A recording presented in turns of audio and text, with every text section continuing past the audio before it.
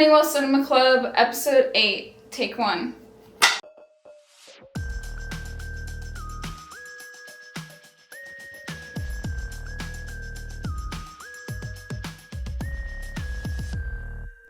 Hey guys, welcome back to Honeywell Cinema Club. I'm Brynna. And I'm Emma. Today is very special because we are interviewing our very first guest ever, Luigi Bencosme. He is the writer and director of All Star, which is coming out on our YouTube channel on February 13th. We hope you enjoy. Hey Luigi. Hey. It's so good to see you. It's great to see you guys as well. It's lovely. Thank you for having me on the podcast. Oh my gosh, thanks for coming on. You're officially our very first podcast guest. As it should be. And I've always said that. Mm-hmm. Emma and I were talking before, and Emma was saying how she has a hard time talking to people that she met in college afterwards. And I was like, no, I agree, except for Luigi.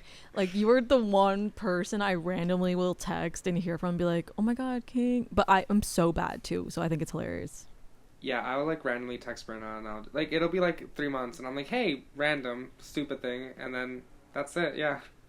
But that's how I stay in touch with people. I just say whenever I think of them, I just let them know. I'm like, hey, by the way, this stupid thing, and they're like, lol. And I love that. That's so sweet. No, I try to do that, but it just gets I blink and suddenly it's been 5 months and I'm like, oh, I haven't talked to anyone in a while. So I'm just happy to see you and be talking about All Star. I know. I'm super excited. Dude, it's so good. I showed her. Oh. It's so good. Thank you. How long that was has it so long been? ago. It's almost 2 years to this day. Yeah. That is crazy. It does feel a long time, especially the red hair. Mm-hmm. Crazy. So let's give just a brief intro about how we know Luigi. Yes. And just kind of how this project came to be, but basically how we're all connected. So we met you in college at UF, peeped the Gator merch. I don't know when I exactly first met. Do you happen to recall? I have no idea where I first met Brynna. That's okay. But we've worked on so many things, but I could not remember the first thing. But definitely at you at some time. Yeah, and me and Luigi had some classes together and worked on some short films. But all of us were we were all friends, but I don't think we had ever really talked, the three of us, ever. No. The three of us have Together. never been in a room together until right now. Yeah. It's happening. So crazy. How would you introduce yourself? When I was thinking about it, I was thinking writer, director, producer. Was that kind of what you go by? Yeah. I mean, I was a writer, director, producer for All Star. I would say I'm more producer, writer now. Ooh. Yeah, directing's cool. I think I'm just more passionate about producing and writing than I am about directing, if that makes sense. I love that. Yeah. That makes sense. I feel like there's tiers for everybody, but I feel like a lot of filmmakers take on so many different roles, even especially on short films. Yeah. That part. I was originally, for All Star, I was originally supposed to be just the producer and the writer. No, wait, just the director and the writer. Because I wanted to see what is it like if I don't produce something? That's not gonna happen, of course. Didn't happen. No. I It had never to step does. in. But yeah, no, it was great. So where did the idea for All Star begin? I thought about this for a while. I was taking a shower before I got on this call, and I'm like, where did it start?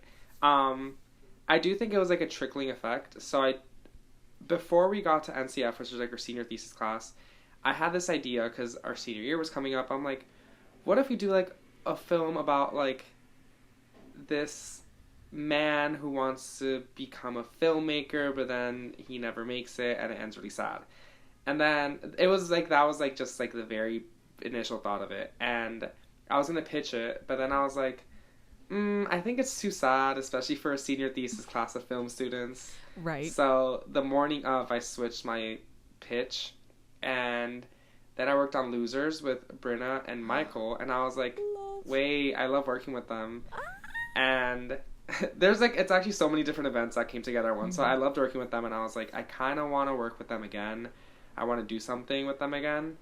And then I was applying to Columbia University for my master's in producing, and they wanted me to submit like the beginning of a feature or just like a short film, but everything I had written had been made. So I was like, okay, let me just write this idea that I had initially. So I started writing, and I think I just had to submit the first 15 pages. So then I submitted that, and then I just kept writing because I was like, well, at this point I already have like most of it done, so let me just finish it and I'll make it. So it was like a weird like trickling effect. It changed a lot from like the initial like sad filmmaker who never makes it towards the very end. But I think subconsciously I knew I was graduating into a field that is very hard and competitive, and I didn't know how to deal with it. So I was like, let me just make this so I could deal with it in the future. Because I didn't process like any of those emotions of like career and being an artist and what is the point of life until I graduated, until the film was done, which is very funny. So yeah, that's kind of where the idea came from.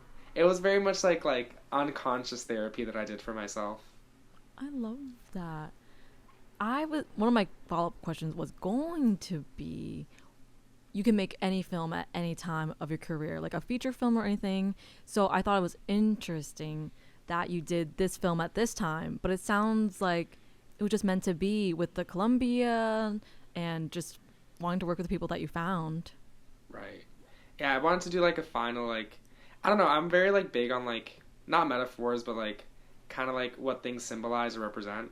And I was like, if I never make another film again, let this be my last. Aww. Let this message be my last. And I remember the title, even the title All-Star was a joke, because I was like, it was a joke because I remember I kept telling everyone, like, it's all-star crew, all-star cast, like, it is the best of the best, like, I am gonna make the best of the best for my last film in college. And then the name All-Star just stuck around. It was the working title. And I was like, you know what? It kind of coincides with the film it's about, so I'm just gonna keep it. That is perfect. Also, the title card, like just the way the like light bulb effect happens, I think it's so fire. Right. Every time I see it, I'm like, yes. Who was the editor on that? It was Callista, and then I also, because we thought we were gonna premiere at something, we didn't premiere. And we finished at the same time as everyone else for the thesis projects, but we had double the length. Yeah. Which in retrospect obviously was never going to premiere, but it's fine. But because me and Callista believed we were going to finish, we were editing at the same time, two different things. So while Callista was like editing the actual file, I was color grading at the same time, and then George, the guy who was doing the score, was also making the score at the same time. So there was 3 different files of this project going on at once, and we got it done in 3 weeks. Yeah, 3 weeks. That is crazy. That is crazy. Also, shout out George. I did poach him from you, and of course, we used him for Where Did You Sleep Last Night? He's amazing. He is the best. Genuinely, like, when I get my money up and the next thing I produce, he's getting paid first one. No, that part. I'm sure he'll appreciate. No, so he would appreciate it. Was that the first, like, short film, bigger project that you had directed, or was it something you had done before? I did Sweet Nothing with... Right. Oh my god, I literally helped on that. It's okay, totally that one's like random. I forget that one exists. I did that with Carolina. I directed that with Carolina, wrote it with her. That one was very much like my first like narrative directorial project. So that was like a lot of learning curves.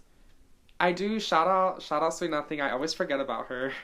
But that one like won like a really big award. So I am proud of that one. What award? It won like the Palm Beach student something. I don't know. I remember that. Yes. Oh, the I don't know. I forget the name. But it did good. It did really good. That's good. But yeah, All Star was like really just so much bigger in scale. It was like double the length and 2 times the location and 2 times the people and absolutely no money. Yeah. But hey, I love working with no budget. It's actually what I specialize in. Oh my god, I love that. Do you do that in New York right now? right now I'm producing a documentary with Shantae, and it is no money. It's actually negative money if you think about That it. part. Negative money. You guys Yeah, kill if we ever get any documentaries. grants. No, y'all are Thank you. y'all are a dynamic duo for documentaries. Thank you. Yes. Yeah, I just got to New York and I was like, I want to work on something, but I want to enter back my documentary bag. It's kind of like, I don't know. The narrative and documentary is very different, obviously, but documentary, I do enjoy how you're just like filming people and kind of getting the story, and then it comes together later, in the edit. Whereas narrative, you kind of, there's like so many other factors you have to take into control. Whereas me and Shantae are just here with our equipment, just us two, and going into the world and filming people and talking to people and meeting people. So she's in New York too. No, mamas. This is like, this is a bi-coastal production. Technically one coast, but right. I'm like the New York, New England unit. She's the southern unit, and we might fly out to LA for more interviews. There's maybe a Mexico thing that we might have to fly out for, but again, we have no money, so we'll see. Shut up, stop, wait, tell me about this project. Okay, so back in college, Shantae and I did a mini documentary on OnlyFans and how it changed the industry. We remember, it was so good. Of course. But for some reason, even though like 3, almost 4 years had passed, me and Shantae were always like, there's more there. Because we talked to so many people, and because we were on such a tight deadline, we couldn't talk to everyone we wanted to talk to. And we always kept like making the joke like, when we go back to it. And then one day I was like, Shantae, what if we actually do go back to it? So basically it's an expansion of that project. It's about queer sex workers in the digital space. So it's focusing on OnlyFans workers and digital sex workers, but more so like the queer aspect to it and that whole jazz. It's been really fun so far. We've met so many cool, amazing people. Everyone has been helping us so much. Like, Allison has jumped on board to help us again. The person, one of the sex workers we talked to last time, she's been super helpful this time. It's just nice that everyone's helping us, even though it's been 3 years. And Carolina's on board as, like, a line producer. Nice. Neha, who edited Sweet Nothing, is helping me with, like, archival research and grants. So it's been a slow burn, but I'm very happy with how it's going so far. I'm so excited. Me too. Oh my gosh, that's so cool. Let's go. No, I remember watching that in class and just being blown away and wanting to see more. So that's awesome. Yeah, I feel like it's very different to do a documentary, and you guys do it so well. Thank you. Yeah, no. You're welcome. I don't know. I also come from that journalism world. So sometimes I really crave, like, I feel like there's different ways to tell stories, of course, but sometimes I really crave, like finding the story instead of creating the story. So yeah, I'm happy to be doing it now. But maybe we'll see. I also wrote a screenplay that Brynna read. So yes, I was gonna talk about that. Take it away. Well, not talk about it, but like ask about it more so, because that was also relating to that other question I was gonna ask about when or how you decide when to produce something, because you have this feature film script that's really good and solid. Mm-hmm. So it's like, are you just waiting for budget or timing, or you just, it's not right and you know it? That's a really good question. Ooh, she kind of gagged me with that one. Oh God. I don't know. It's like looking at me. Like every time I go to sleep, it's like I have a shelf above my bed and it stares at me. It's always there. I don't know. I do think it's really... I think it's good. I'm not usually confident about my things, but I'm really confident about that script. It's very much like John Hughes type of like teenage high school movie, but make it like kind of like Southern Gothic and queer. And it's like, it deals with like issues of abuse and like religious trauma, but it's not as dark as it seems. I sent it to this director that I know, and he kind of described it as like, it feels like a warm hug, even though it's like very like, there's parts of it that are very like traumatic, which is nice. He's like, it doesn't feel like, what did he say? He said it doesn't feel like comforting, but it feels warm, which is nice. I love that. That's great feedback. Right. He ate. But I think the reason I don't know. I think I've never done a feature before, so it's scary. Also, like, with what I wrote, because I'm producer mind first, I was very conscious of like locations and like people and like budgeting in my head while I was writing it. But even with that in mind, it's so hard to write like a feature set in high school and not have a lot of people in it. So it's like impossible. Like it's a high school. Like I think of the main cast, there's like five, six main characters alone, and then there's like five other supporting roles. So yeah, I think I haven't produced it because I don't have money. Right. But also I just think I'm busy, and now that I especially moved to New York, it's like, ooh, how do I do something set in the South when I'm living up here now? I do still want to do it. I do think it's good. It got like a 7 on the blacklist, which is good. Oh my gosh. It's like you know not about that the easy blacklist. to get a 7. Yeah. But yeah, we'll see. I do like it a lot. But yeah, I just want more money, because also I think I'm at that point now that I've graduated. It's that like while in college it was fine to not pay people. I feel like now I would like, to pay people, because We're it's at that like, point too. right, rent is due, Yeah. And also you're asking a lot of people's time and a lot of just energy. Exactly. And so, like even if you were to even if we were to shoot this like super quickly, it would still be like at least a month, and that's like a month of people not working, and that's a lot. yeah. So that's the biggest thing, but slowly we'll get there. I love that. Wait, I'd love to ask about the blacklist for people who don't know. So the blacklist, it's like a screenwriter service where you basically submit a script there. You pay a monthly fee. You submit a script, and you pay per review. So I do think it's kind of crazy expensive. Say pay $100 or something like that, and then an industry insider will read that script and give you notes about it.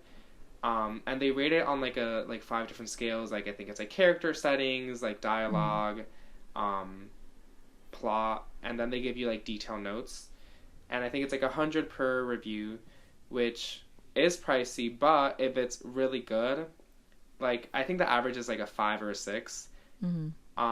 And then way above average, like super rare, is like an 8, 9. I've never seen a 10.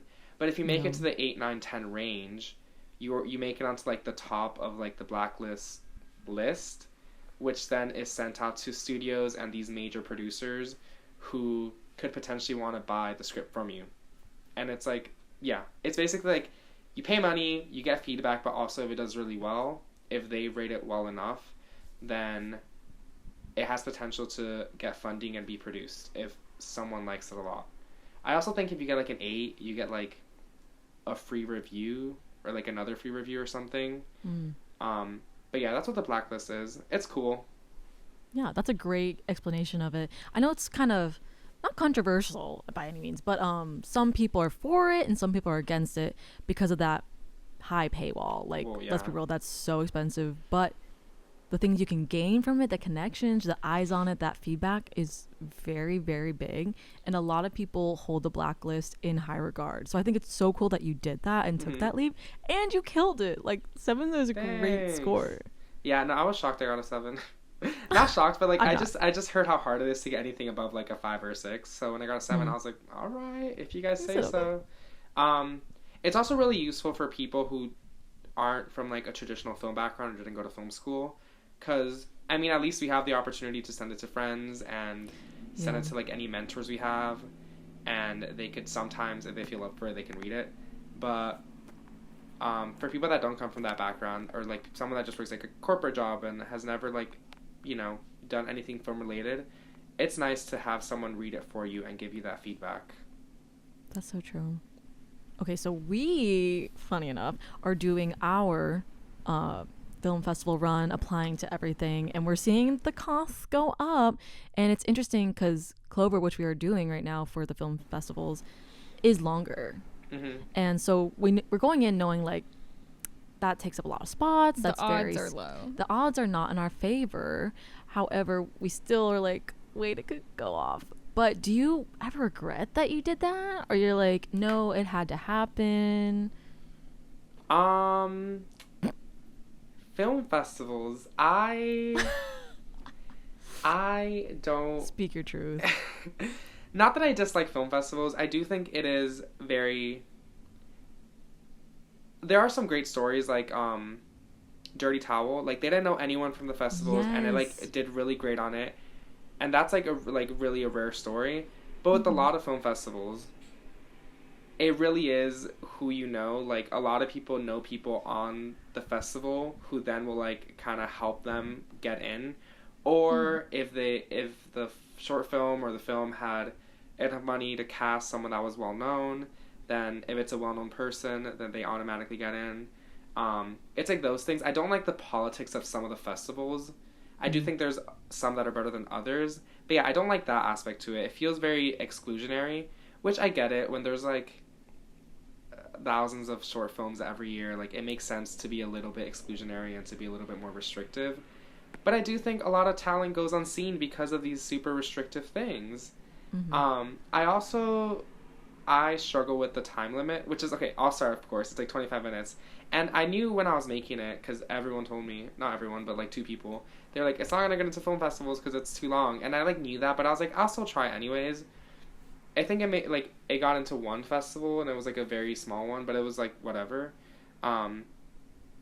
I do think the time thing is very interesting because even right now that we're working on a doc, you can either decide to make it under 20, which is like a short doc, or over an hour, which is a feature. Now my thing is, why can't I do a 35-minute short doc? Hey, is that crazy? And I can. No one's stopping me from doing that. Like technically the Oscars like short documentary like limit is 40 minutes long.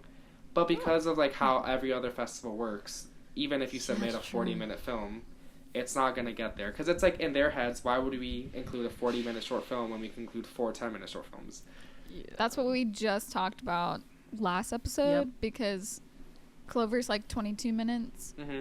And it's all about timing because it's best if you submit it really early because then you have more of a chance for people to watch your longer form story. But it, like we were saying, we're probably not going to submit to like Tribeca or anyone super big because they're so late in their submissions already. And so there's really no point when they're just looking for like 10-minute films right now. Yeah, to fill up. But it is weird because on all of them, short films are 40 minutes and under. Right. And so you're like, well, why can't I make a 30-minute film and that gets in? Exactly. So it is a weird kind of process. Yeah, I also think, like, not to get on my soapbox, but I do think, I mean, as everyone has noted, the film industry is changing a lot. And I think that also includes the festival circuit. I do think there's two different film industries forming. There's one that's more like the traditional film circuit route. Then you, like, get picked up by a distributor. Then they, like, distribute it. Then you, like, get an Oscar, whatever. That's, like, the traditional route we've always known. I do think there's another route, which is just uploading on YouTube or uploading on TikTok, little things, and then someone will want to pick it up and just remake it, like buy the rights to it so they can redo it themselves like a Netflix. Yes, I do think it's changing a lot. I have seen a lot of great films that just completely skip the festival cycle and then just post on YouTube and get like 1 million views. Yep. And if you think about it, it's like, well, 1 million views versus like 1,000 people seeing it at like a festival. You know, it's like, what's better? It just depends what you want your film to be and what you want it to do. And like what your goal is as a filmmaker with festivals. Because I think for us, we wanted to try it this year because we've developed this new production company and we want to like try to meet people and network. And that's a lot easier sometimes in person for people to like get to know your personality and trust you a little bit easier. And so that's kind of our goal going into festivals. But I think at the end of the day, after festival circuit, we're going to probably post it on YouTube and get more connection in and build an audience better that way. I think the best positive of any film festival is just the connections you make and the people you meet. That is the coolest part about it. I don't know, I feel like there's just so many great films out there that don't meet that like very tiny threshold of under 15. Yeah, it's like, okay, well, some of the best things I've seen are not that length. Exactly. And that's something cool that we're doing with Honeywell. The first thing we did, Where Did You Sleep Last Night? Just straight to YouTube. Emma was asking originally, do you want to do film festivals? And I was like, there are those two paths. Let's do both and increase our chances. So we did that. And then Clover, we're trying to do festivals. And then after all that is said and done, then YouTube. We're also working on another project right now, very early stages, but aiming for film festival route, but short, way shorter. Like, very short. So we're trying Yeah. all these different strategies and places to put things out. Wait, what's the all new of it. thing you're working on? Oh my god, stop. Pause. Huh? I guess we can give a little. Oh yeah, it's fine. Oh, Just like a thing. little tang. A Brenna's- teaser. Brenna came into my apartment and she sat down and pitched like 6 different ideas. Crying 'Cause the we whole knew- time. We knew after Clover, we wanted her to kind of do the next thing, and she she was so stressed. She was like, I can't. I just couldn't even get words out. I was like sick to my stomach. And I was like, Brenna, it's just me. You saw me go through my psycho stage with Clover. Like, Yeah. it's okay. But there were 2 ideas that really interested me. And one of them was this, like, sci-fi, like, battle-esque. it's kinda thing. fantasy, not sci-fi. Okay, I was trying to say, like, fantasy sci-fi. Okay. But it's really cool. It's a really good idea. And I felt it really fit the mold of festivals more Mm-hmm. because of the way that it's structured.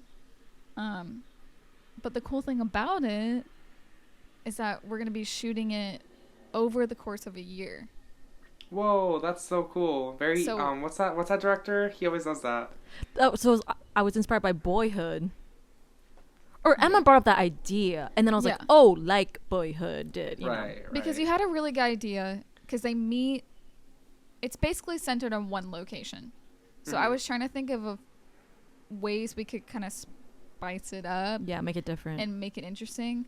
Because the 2 main characters are meeting at this one place throughout this battle. And so it was kind of my idea that we split this up into 4 sections. And then they meet once every season. So we film at Oh, the same that's cool. location. And then we're seeing them in spring, summer, winter, fall. And it's not CGI because it's literally yeah. the passage of time. Right. New angle alert. Angle. Yes, new angle. Okay, so speaking of Honeywell and doing all these films and putting them everywhere differently, I wanted to ask why you decided to reach out and see if we could do All Star. LOL, that's so funny. You know that thing how I just told you how whenever I think of someone, I just text them any idea I have. I was like, All Star had happened, of course, and then it just did its like last festival. It was like literally like all the festivals were done except one that like took a year and a half for some reason. And I was just waiting for that last one because I had already paid for it. So I'm like, okay, well, even though I know I'm not getting it, like I already paid for it. And then when that was over, I was like, okay, I could just post it on YouTube. But I don't have time to like really market it or like do promos for it. I don't have time. I also like I'm not great at like social media stuff. Nah, I suck at it. I really am not great. So I was like, ooh, who can help me with this? And at first I was like, okay, well Brynna like makes really great like TikToks for like Honeywell. Like I could just reach out to Brynna to help me with that because I know she loves All Star. And I was like, wait, even better idea. Why don't they just like kind of like distribute it and then they just get like distributor credit? And I'm like, that sounds perfect to me. And it was funny because I forgot to tell like Shantae or Carolina. So then when like it was posted, Shantae was like, I talked to Shantae like 3 times a week. And she was like, is there something I don't know about? I was like, oh right, I forgot to tell you this. And she's like, oh okay.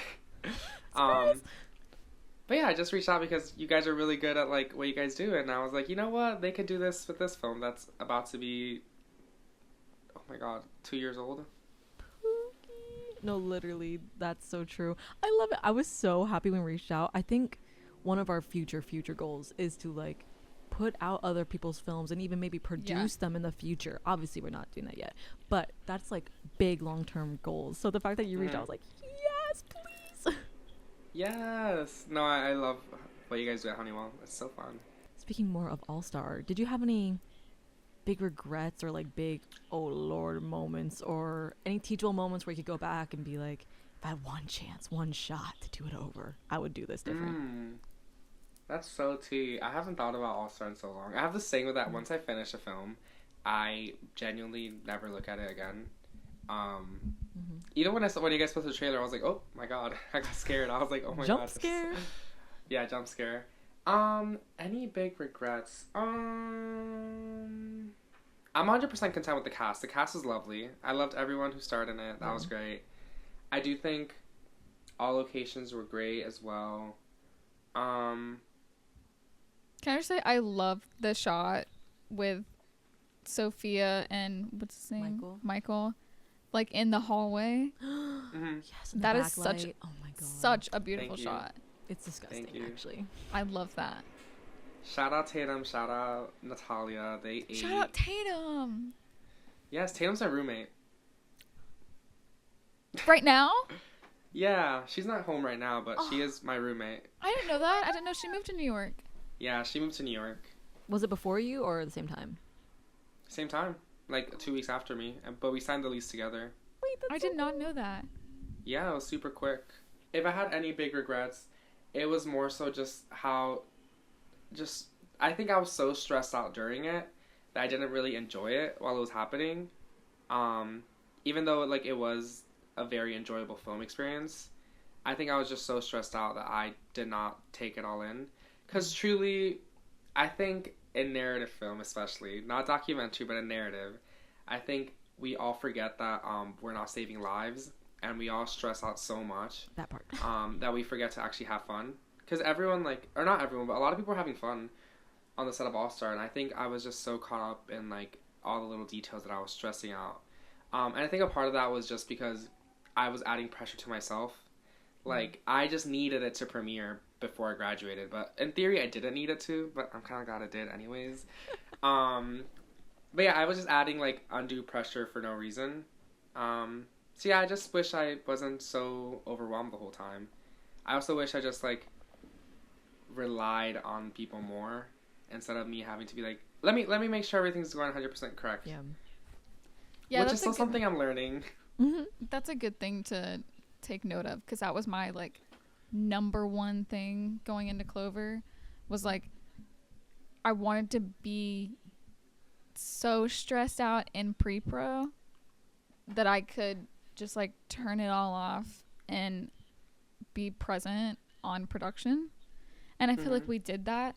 And I was like, if that's the only thing that I get from this and that it ends up turning out horrible in the edit, I know that I had a really good time in production. I think that's the secret. I think that's the best way to do it, is go crazy, balls to the wall in pre-pro, and then on set, be present, like be there and have fun. And when we ran into like issues, I was like, we'll figure it out. It's like, okay.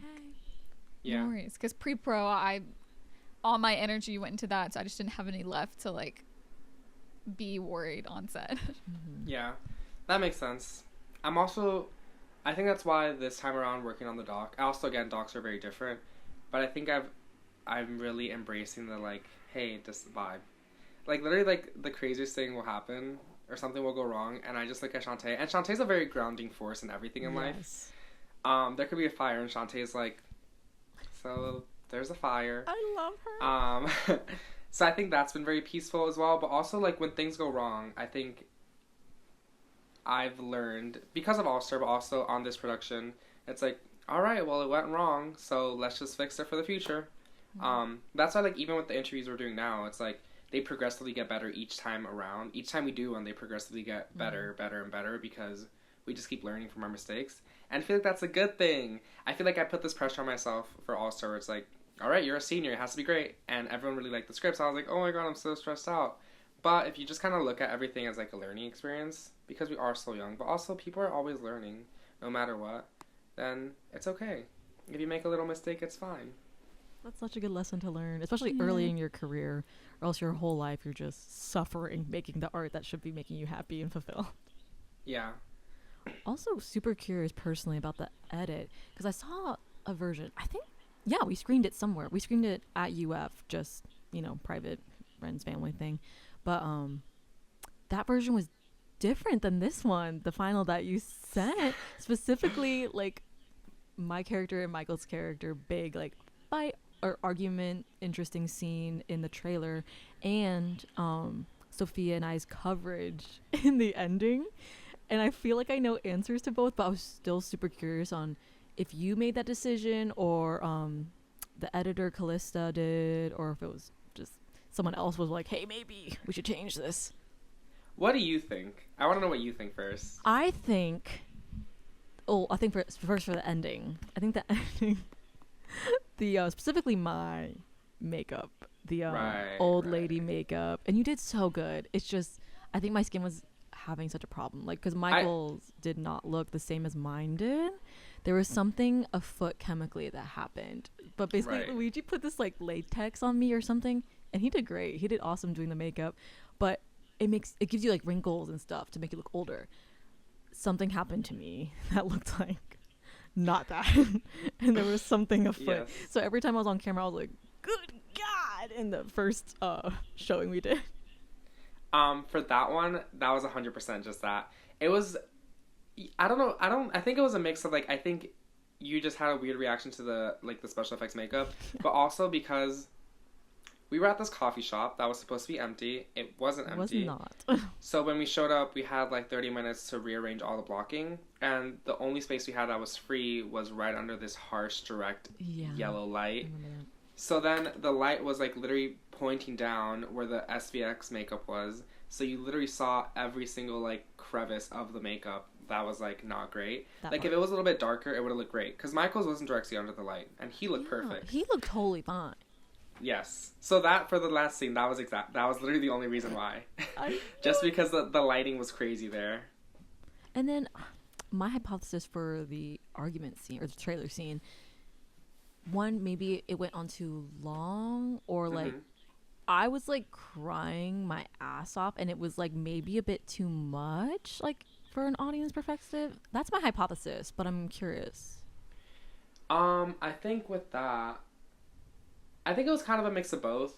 I think when I showed it to Brandon said basically like, I respect Brandon's opinion a lot. Yeah. He loved everything, but he was just saying that like that scene dragged on a little bit too long, which makes sense in retrospect. Yeah. Because it was a long scene. It was. So that was a big reason why I cut it. But also, me and Callista spent a while trying to figure out what exactly to cut.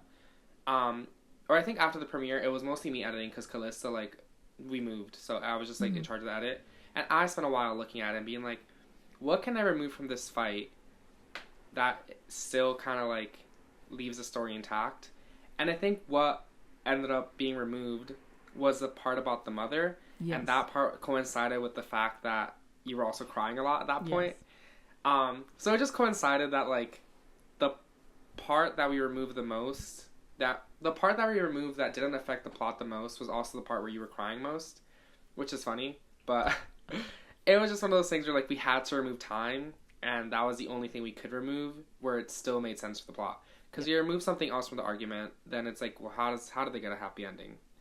No, it still made sense in the new cut. I was just intrigued. I was like, I swear to God, we did something. I was like, I'm like snotting all over the place in my room. There's like 3 or 4 minutes removed from that final that scene.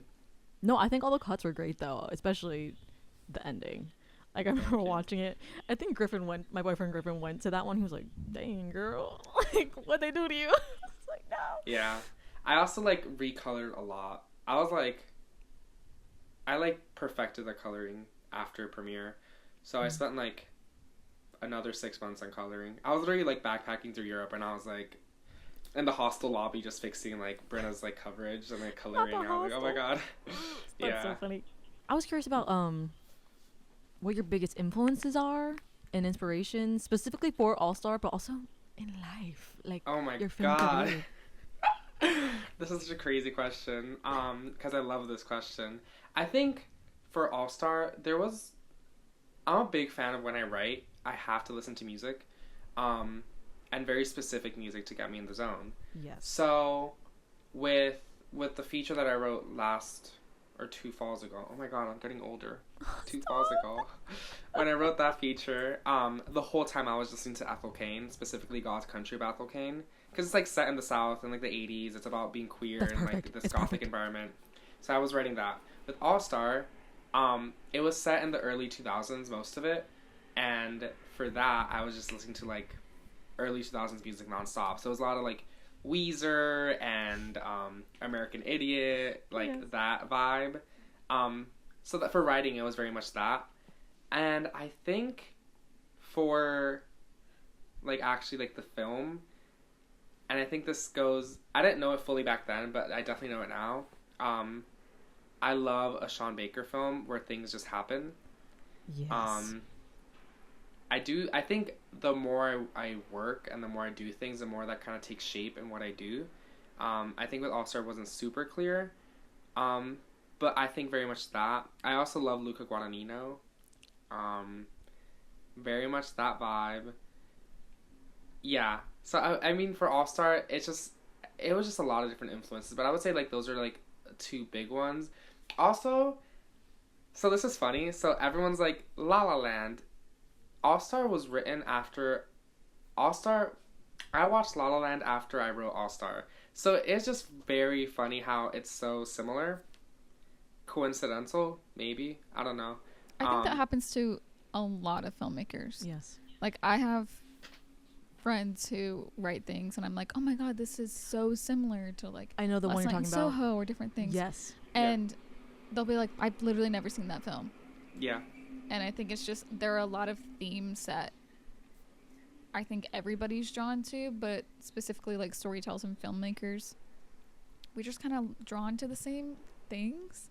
Mm-hmm. And especially like, I think all filmmakers love making movies about movie making.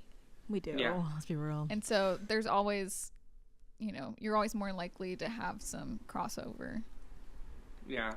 So I do think La La Land was like unintentionally an inspiration. Which La La Land's great. I mean, when I watched it, I was like, damn, this is good. But yeah, I love La La Land. But I hadn't written it. I hadn't watched it when I wrote All Star.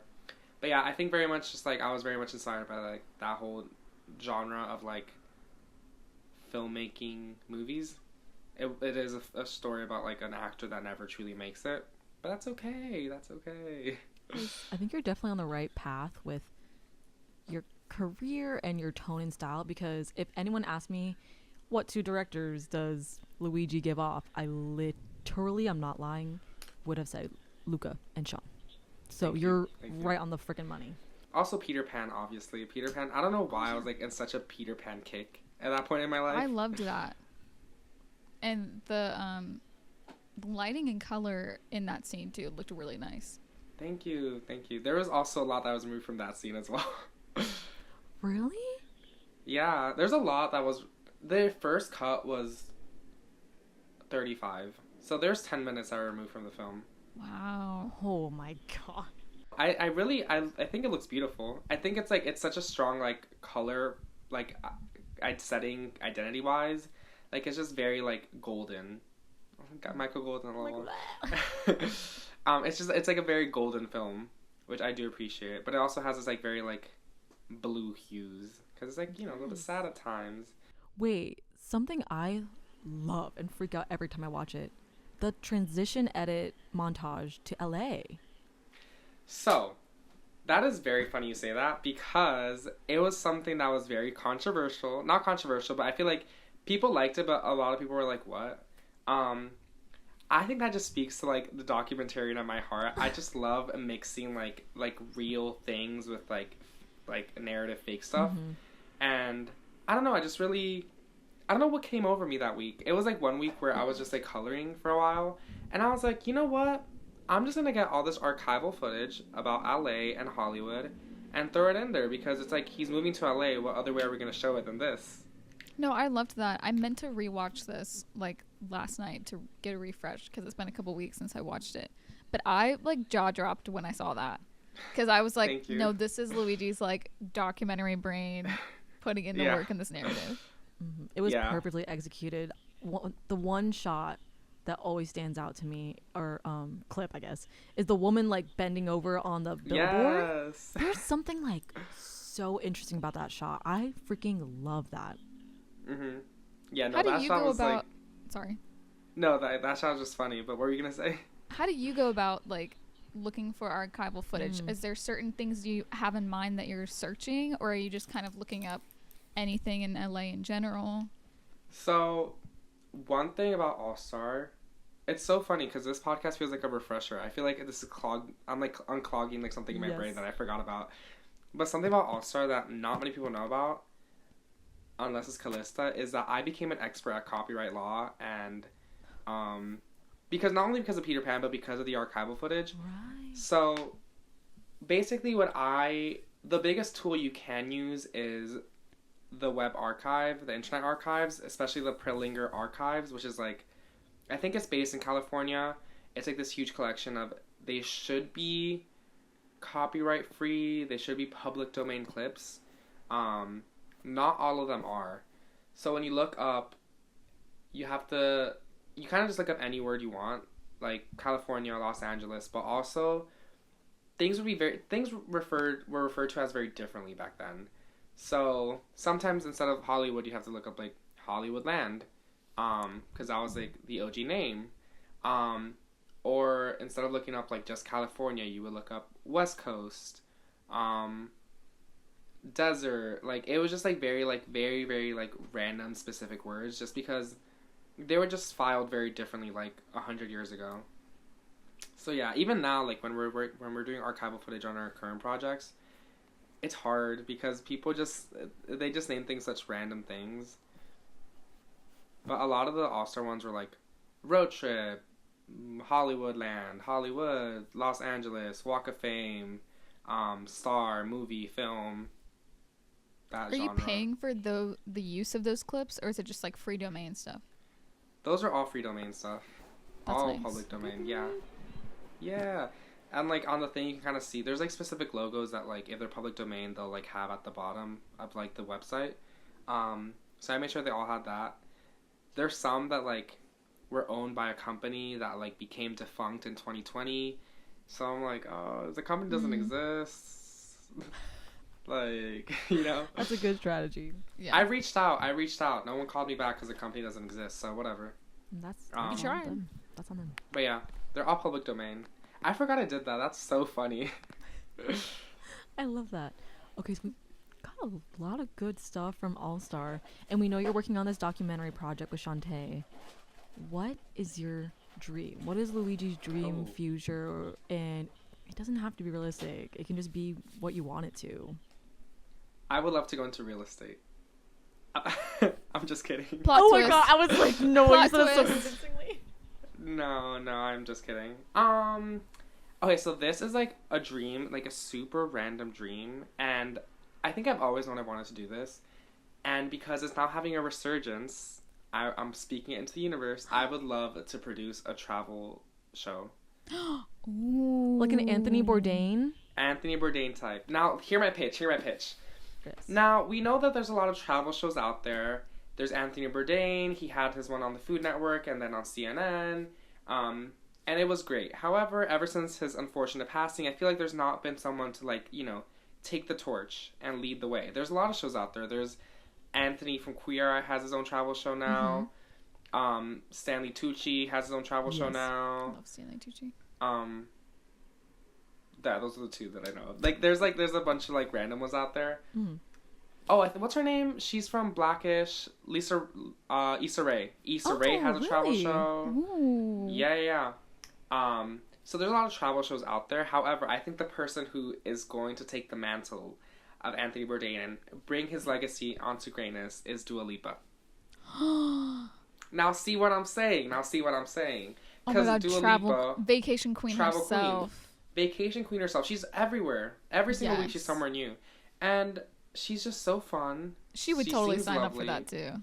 Right. And then, like, she would 100% do it. She would so do it. What, like 10 shows a year? Like, she would love it. We need to get Ugh. this to someone's desk. We should just I call Dua know. Lipa up What if right you now. call Dua Lipa?